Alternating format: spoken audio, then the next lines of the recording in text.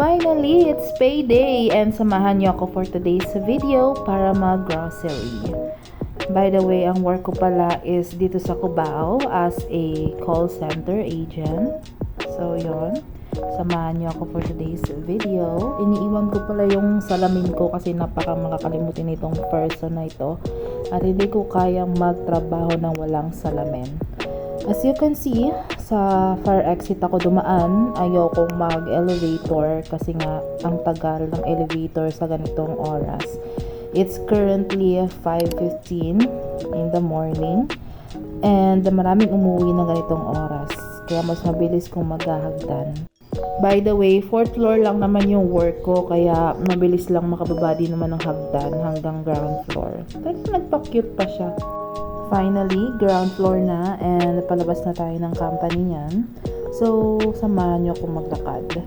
Hindi pa ako agad uuwi kasi magpapalipas muna ako ng oras para pag uwi ko sa amin, bukas na yung Pure Gold. And magko-grocery tayo for today's video. Magwi-withdraw pala ako dyan sa Metrobank kaso currently out of order siya. So, I decided to go sa 7-Eleven para mag-withdraw. After ko mag-withdraw, hulaan nyo kung nasan ako. I decided to go here sa paborito ng lahat, si Jollibee, para dito na rin magpalipas ng oras at kumain ng breakfast. By the way, violet pala yung hair ko. Share ko lang. Naka-order na pala ako dyan. So, hinihintay ko na lang yung order ko. So, tamang pakit lang siya dyan. And ang in-order ko is yung kanilang breakfast meal na burger steak with hot chocolate. At napakatamis naman talaga ng hot chocolate nila. So, let's eat. Samahan niyo akong kumain. Deserve din naman nating i-treat natin yung self natin tuwing payday. Kaso nga lang, sa kaka-deserve natin to, yung kakasahod mo pa lang, di mo na mamalayan. Ubos na agad yung sahod mo. Hay nako! Aminin nyo, relate kayo doon. By the way, habang pinapanood ko yung sarili ko na kumakain, ang taray pala talaga tingnan ng mukha ko kahit naka-relax mode lang. Kaya siguro, minsan nami-misinterpret nila na akala nila mataray or egwalada ko. Hindi naman ako mataray, sobrang mahihayin ko lang talaga. And I'm not that kind of person na unang mag-a-approach kasi nga mahihayin ako. Well, kapag naging close naman na tayo, tinan mo, hindi ako maubusan ng kwento. But I'm working on it naman na yung sanayan ng sarili ko na unang mag-approach, ganyan, para hindi mo pagkamalang egwalada, no? Dami kong sinasabi. Nakasakay na pala ako sa jeep dyan and currently it's 6:14 a.m. So, samahan nyo akong umuwi from Cubao to Antipolo. Tara! So, after 30 minutes na biyahe, touchdown Antipolo. And samahan niyo akong pumunta muna ng 7-Eleven dahil malolobat na yung phone ko and kailangan kong mag-charge para makapag-video tayo sa Pure Gold. Time check, it's 6:44. So, mag-charge na muna ako habang hinihintay magbukas yung Pure Gold. Time check, it's 7:06 already and tara na pumunta sa Pure Gold para mamili. Malapit lang naman yung Pure Gold from 7-Eleven, konting lakad lang as you can see nandito na agad tayo. Konti lang naman yung bibilhin ko like yung mga kailangan ko lang talaga.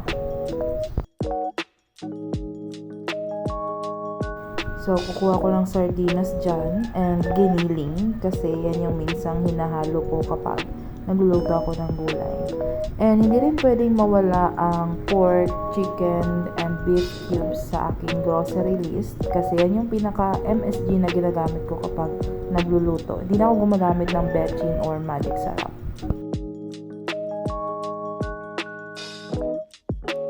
May nakita siyang hindi dapat kunin at hindi naman talaga kasama sa list. Di kasi maiwasang mag-crave ng pansit canton. Like, you know, minsan talaga mag-crave ka na lang. Sabi ko pa dyan, for the diet ang person, pero kumuha ng pansit canton. Ay, talaga naman. Kumuha din ako guys ng biscuit dyan kasi sa work, para iwas antok, kailangan may nginangata ka habang wala kang call, habang avail time. Pero syempre, itatago mo sa bulsa para di ka mahuli ng guard kasi bawal ang pagkain sa prod. Kulit talaga yun.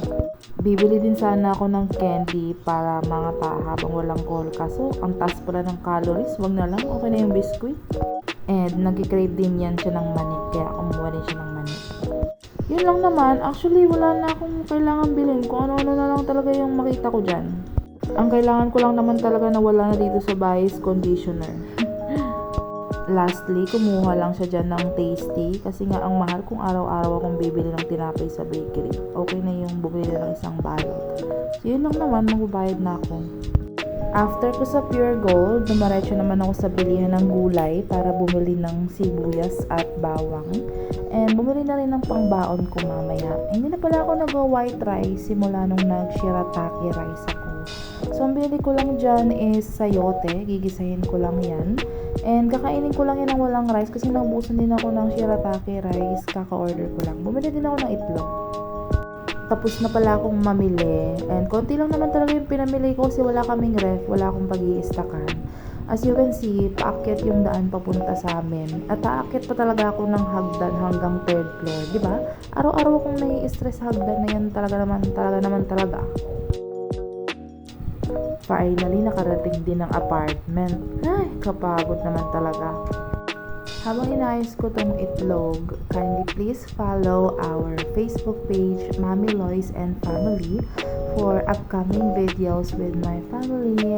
By the way, nandito na sila by next week, so asahan yung magpo-post na ako ng videos dyan together with my son, Yael. So, yun lang naman yung pinamili ko. By the way, salamat sa pagsama sa akin for today's video. And don't forget to follow this account and our Facebook page, Mami Lois and Family. Thank you for watching. Bye!